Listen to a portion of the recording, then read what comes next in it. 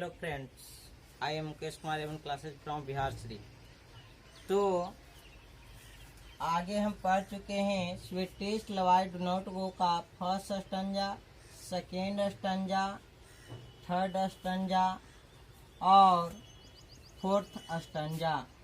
तो इस वीडियो में हम लोग जान रहे हैं यानी पढ़ने जा रहे हैं sweetest love I do not go का फिफ्थ एंड लास्ट स्टंजा यानी अंतिम स्टंजा।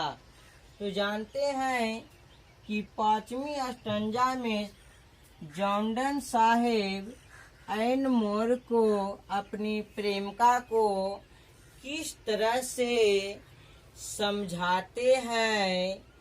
तो जानिए कैसे समझाते हैं, क्या कहते हैं, इसके बारे में जानिए। उन्होंने बोले हैं कि पांचवी स्टंजा में let not die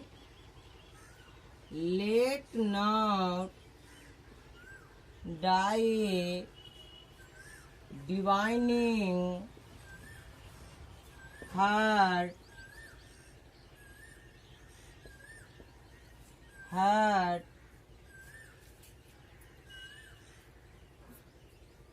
dividing hurt for think many ill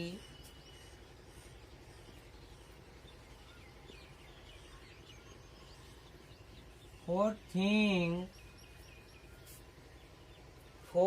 think me any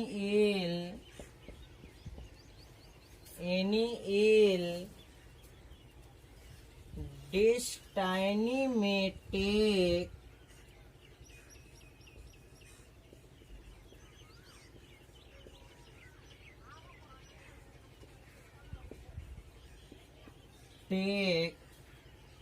destiny may take thy part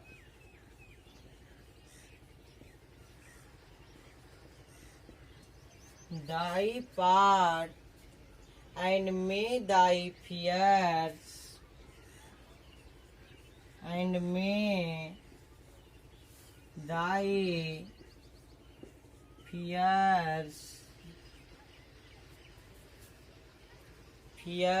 से fulfill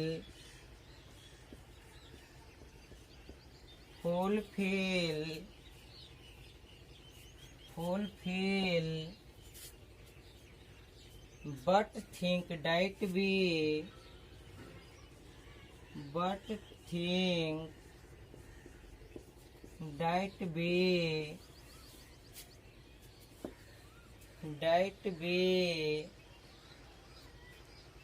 are but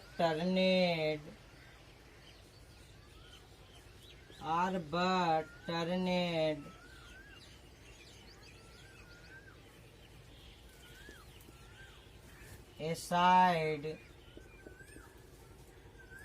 aside to sleep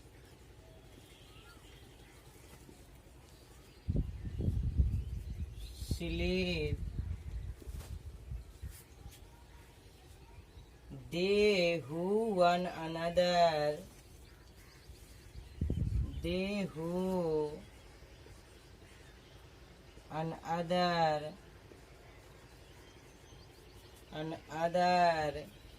keep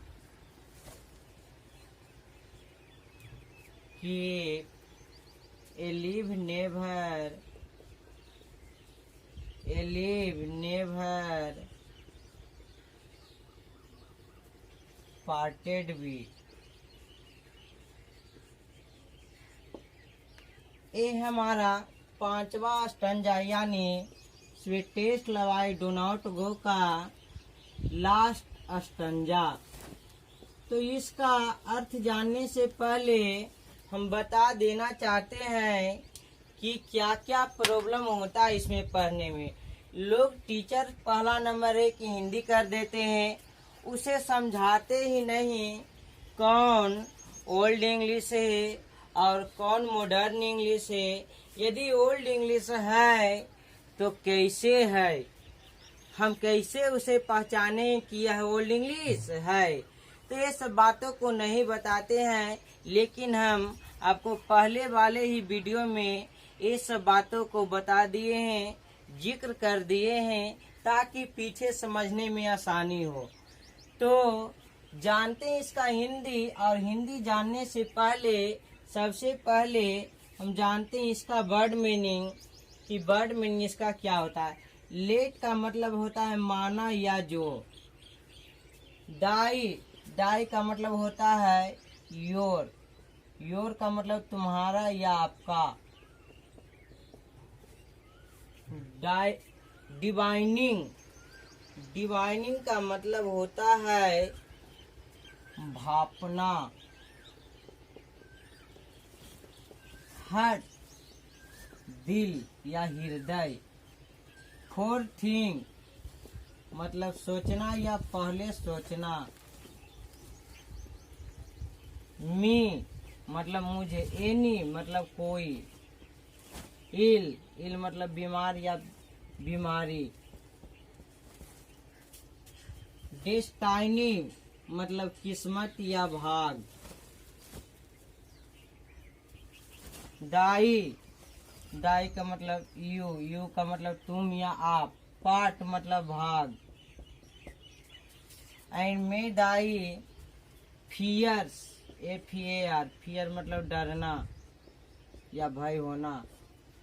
fulfil पूरा भरा हुआ। बट थिंक डाइट बी मतलब हम लोग। और बट यह ओल्ड इंग्लिश में लिखा गया, ये भी ओल्ड इंग्लिश में।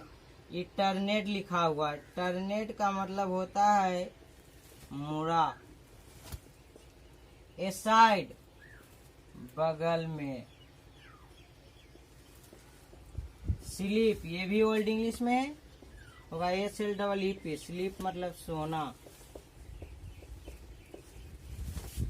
दे हु अनदर कीप, अनदर का मतलब दूसरा, हु का मतलब जो। कीप यह ओल्ड इंग्लिश में लिखा गया है, इसका मॉडर्न होगा KEEP, कीप। कीप मतलब रखना। ए लिव मतलब जीवन, ये भी लिखा गया है ओल्ड इंग्लिश में। ये सब टीचर जल्दी नहीं बताते हैं, केवल हिंदी करते हैं। ये हो जाएगा NEVER, नेवर मतलब कभी नहीं। पार्टेड, पार्टेड का मतलब हो गया आपको विदा लेना, विदा। बी मतलब होना। तो आइए जानते हैं इसका हिंदी, हम लोग जानते हैं इसका अर्थ जानते हैं कि लास्ट स्टंजा ने जॉन्डन ने एन मोर को किस तरह से समझाएं बुझाएं कि वह समझ जाए और वे यात्रा के लिए जर्मनी चले जाए। तो जानते हैं, देखिए लास्ट स्टंजा को ध्यान से देखिएगा। कहते हैं let not thy divining heart for think me any ill. कहते हैं जॉन्डन एन मोर को कि बस तुम केवल इतना सोचना, बस तुम केवल इतना सोचना कि जो एक दूसरे के हृदय में रहते हैं, दिल में रहते हैं, वो कभी जुदा नहीं होते, कभी अलग नहीं होते। तो डरने की बात नहीं है, जो एक दूसरे के दिल में रहते हैं वह कभी जुदा नहीं होते। फिर कहते हैं कि डेस्टाइनी में टेक दाई पार्ट एंड में दाई फियर्स फुलफिल। कहते हैं जो किस्मत में लिखा होता है, फिर समझाते हैं कि जो किस्मत में लिखा होता है वही होता है, अर्थात किस्मत अपना खेल खेल ही लेता है। और कहते हैं उसके बाद एन में डाई फियर्स फुलफिल, इसीलिए तुम्हें ज्यादा डरने की जरूरत नहीं है, भयभीत होने की आवश्यकता नहीं है। But think that we are but turned aside to sleep. फिर कहते हैं कि लेकिन कहते हैं but think that we are but turned aside to sleep. फिर कहते हैं कि तुम बस इतना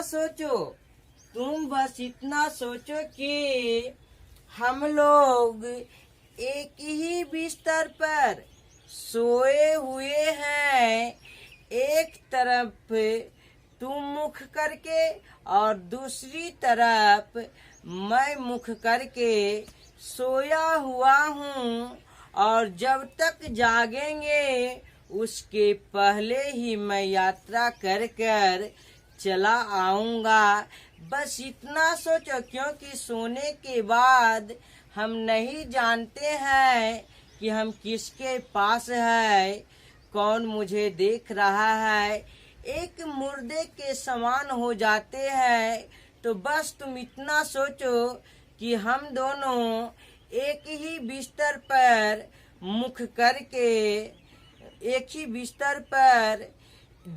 दूसरे के विपरीत दिशा में मुख करके सोया हुआ हूँ, और उतना ही समय में मैं यात्रा करके वापस चला आऊंगा। फिर कहते हैं कि they who another keep alive never parted B.